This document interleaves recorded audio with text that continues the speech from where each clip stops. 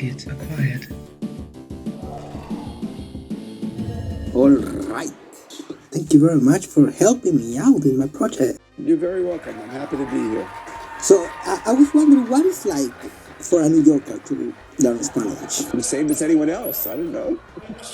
What is it like for a New Yorker to learn Spanish? It's, I guess, like any other person trying to learn a new language. I mean, in New York, we have a lot of Spanish-speaking people. That doesn't necessarily I'm going to speak Spanish with them, because I don't think I'm at a level where I can speak with them. Maybe one day I will be. Okay. So what do you think is the interest for learning Spanish in the United States now? I'm very curious about.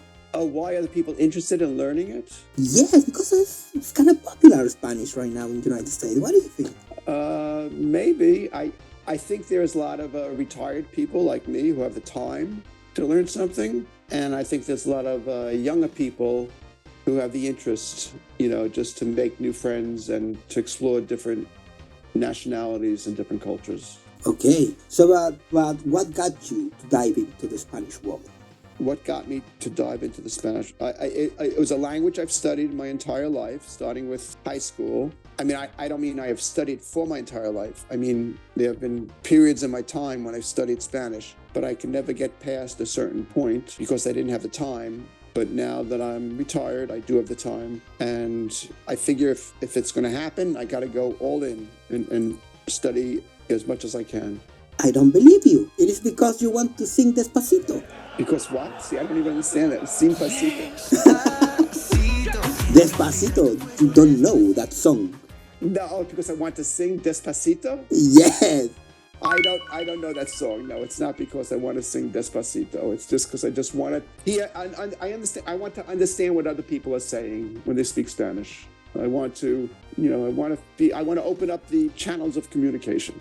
Tell me why instead of hiring a person for teach you Spanish and for practice Spanish like a coach, why you decide to pay for Meetup and for Zoom and start to host the language exchange event? Well, first of all, I started a Zoom account because I was meeting with many people, different people individually. And when we had like a 40-minute break, after 40 minutes, you have to start all over again. It disrupted the whole learning process. So I decided just to pay the money. The cost of a Zoom account is the cost of a nice dinner out in New York City.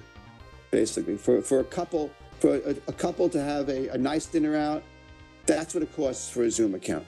So I figured it really isn't that expensive. As far as the Meetup, I was attending a Meetup that met on Saturdays and Sundays, but then the host of that Meetup decided not to have it anymore.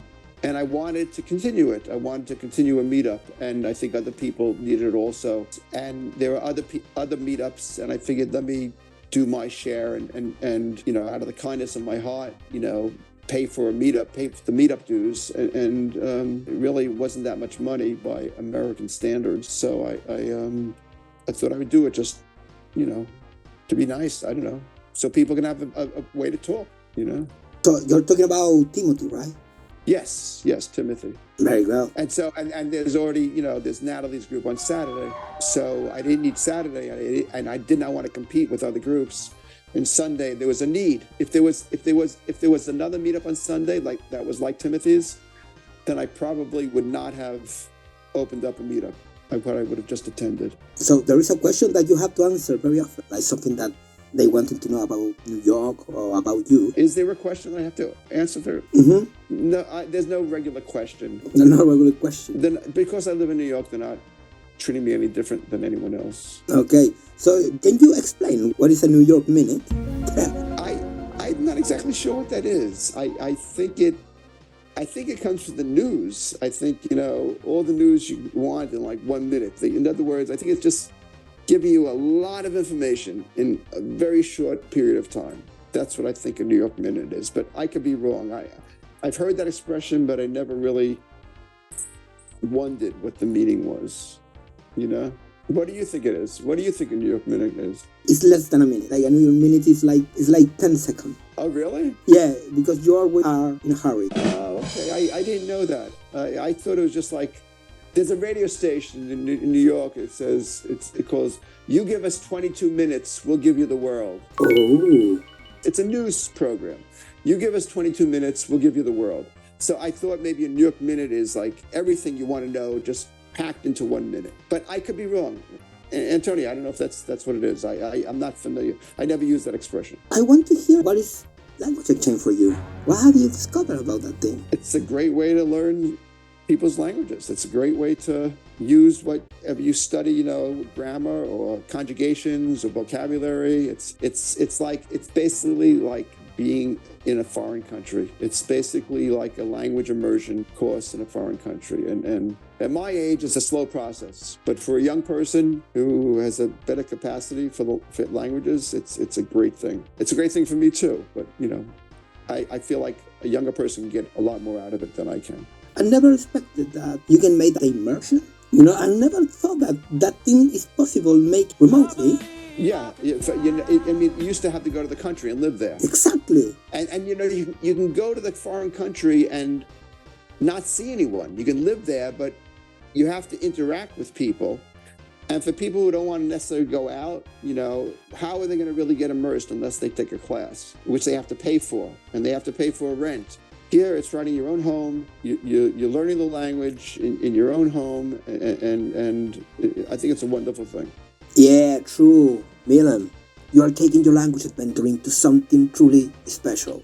People might think language exchange is just about learning new words and phrases, but now it's so much more than that. It's about connecting with people from all around the world, sharing experiences, traditions, and perspective from diverse cultures. It's a fun and effective way to make new friends and broaden our cultural horizons. Yes, and yes. Okay, Antonio, I gotta go. Thank you very much. Yeah, I think you wanted to add something about the Sunday exchange or not? So, everybody, grab your favorite beverage, get comfy onesie, and join us as we dive into this exhilarating world of language learning and cultural exchange with our friend Mellen. His Lingo rocket ship is launched every Sunday at 12 p.m. New York time. Trust me, it's going to be a blast. Okay, good. I'll see you soon, okay? I'll see you in exchange.